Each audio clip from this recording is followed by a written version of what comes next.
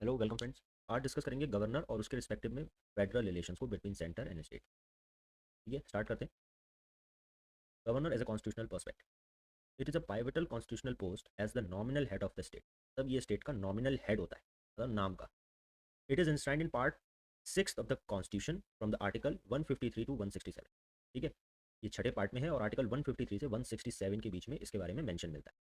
It serve as a bridge between the centre and the states, embodying the federal structure with a unitary bias. ठीक है, ये centre और state के बीच में एक ब्रिज का काम करता है जो कि एक फेडरल स्ट्रक्चर को फॉर्म करता है। From the colonial era, particularly in government of India act 1935। मतलब इसका जो हमें फर्स्ट टाइम जो मेंशन मिलता है वो गवर्नमेंट ऑफ इंडिया एक्ट 1935 में मिलता है, जिसमें गवर्नर को as a head of the province बनाया जाता था।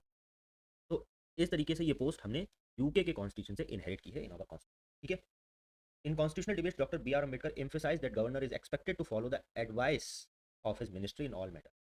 तब अपनी मिनिस्ट्री या जो काउंसिल ऑफ मिनिस्टर है उसकी एडवाइस को फॉलो करेगा गवर्नर, ये एक्सपेक्टेड है। ये गवर्नर, ये जो हमारे बी आर अम्बेडकर जी थे, इन्होंने कॉन्स्टिट्यूशनल डिबेट्स में ये बात रखी। Next, Article 153 stated that there shall be a governor of each state, but not mentioning about the appointing same person as a governor for two or more states. It is a constitutional interpretation. मतलब जो article 153 है वो केवल ये कहता है कि there shall be a governor for each state, लेकिन वो ये मेंशन नहीं करता है कि एक सेम पर्सन दो या दो से अधिक राज्यों के लिए एज अ गवर्नर अपॉइंट किया जा सकता है।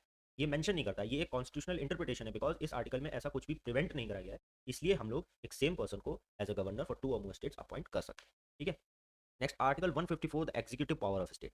So the executive power of state vested in the governor, mentioning exception about the executive power given by the laws to other authorities passed by the parliament or the legislature.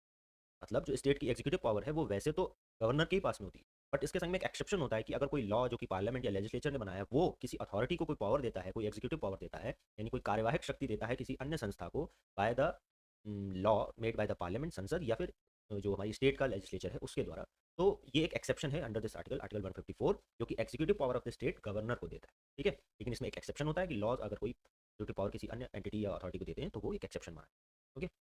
Next है article 155, जिसमें appointment कहा गया है। तो जो governor है वो appoint करा जाता है by president bye warrant under his hand and seal. मतलब ये कंप्लीटली उन्हीं के ऊपर डिपेंड करता है कि वो किसे एज अ गवर्नर अपॉइंट कर। ठीक है, नेक्स्ट हमारा जो है आर्टिकल 156, जो कि डिफाइन करता है term of office of governor. जिसमें hold office during the pleasure of the president and president can remove him at any time irrespective of his tenure. मतलब जो गवर्नर है उसका टेन्योर भले ही कुछ भी हो, ठीक है, कितने भी साल हो, लेकिन वो ऑफिस तभी तक होल्ड कर सकता है जब तक प्रेसिडेंट है। ठीक है, वो उन्हें किसी भी टाइम पे भी रिमूव कर सकते हैं, बिफोर द टेन्योर और जस्ट आफ्टर द अपॉइंटमेंट। ठीक है, may in written can submit resignation to president himself. मतलब गवर्नर अपना रेजिग्नेशन रिटन में प्रेसिडेंट को सबमिट कर सकता है for removing himself from the post. ठीक है, subject to the foregoing provisions shall hold office for a term of 5 years, not fixed. मतलब जो गवर्नर है उसका जो टर्म मेंशन है कॉन्स्टिट्यूशन में वो 5 years है, बट ये फिक्स्ड नहीं है। ठीक है, जैसे हमने पहले बताया फर्स्ट पॉइंट में कि it hold office during the pleasure of the president, मतलब प्रेसिडेंट इन्हें कभी भी हटा सकते हैं बिटवीन द टर्म और बिफोर द टर्म। ये कोई फिक्स नहीं है, लेकिन हाँ, एक जनरल जो हमारा ट्रेडिशनल चलता है वो है 5 years, जो कि जो ऑफिस ऑफ गवर्नर का term. And can hold office until the successor enters. मतलब अपने टेन्योर के बाहर भी ये ऑफिस होल्ड कर सकते हैं जब तक कि जो नया व्यक्ति अपॉइंट हुआ है एज अ गवर्नर वो ऑफिस ज्वाइन नहीं कर लेता after taking oath. Okay. Next जो है हमारा आर्टिकल 157, जिसमें क्वालिफिकेशन फॉर गवर्नर्स बताया। मतलब वो बेसिकली एक सिटीजन ऑफ इंडिया होना चाहिए और 35 years की एज उसने कंप्लीट कर ली। ठीक है, article 158, conditions of governor's office. तो it is he shall not be a member of any union house और स्टेट लेजिस्लेचर। मतलब वो किसी भी पार्लियामेंट के किसी भी हाउस का मेंबर नहीं होना चाहिए और स्टेट लेजिस्लेचर का भी मेंबर नहीं होना चाहिए।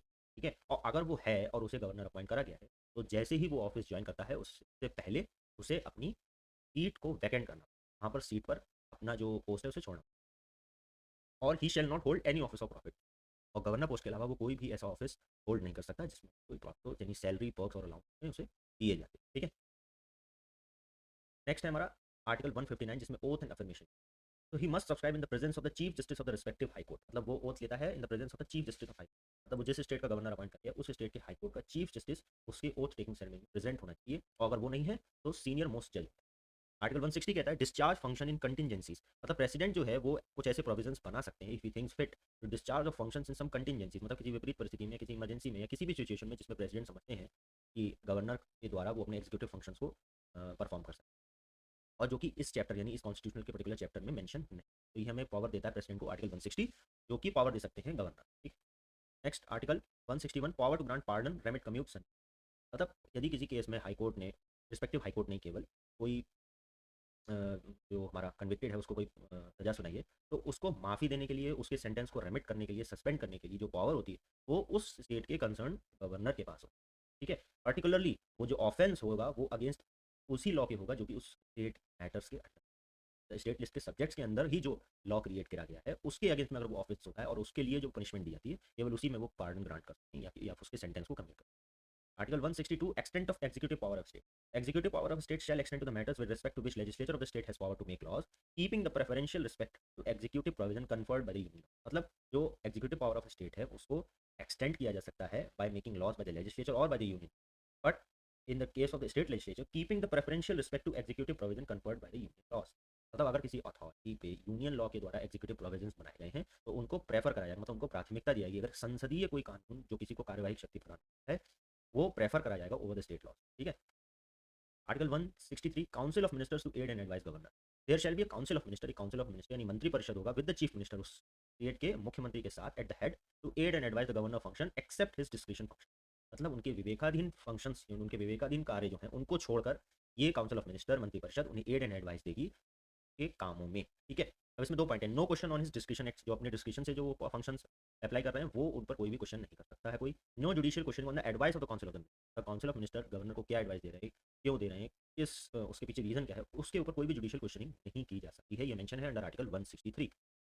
ठीक है? उसके डिस्क्रिप्शन फंक्शंस को ये इम्यूनिटी मिलती है फ्रॉम एनी क्वेश्चन। आगे की इन्फॉर्मेशन हम लोग सेकंड पार्ट में कवर करेंगे। So keep waiting and subscribe my channel data squad. Okay, thanks for watching.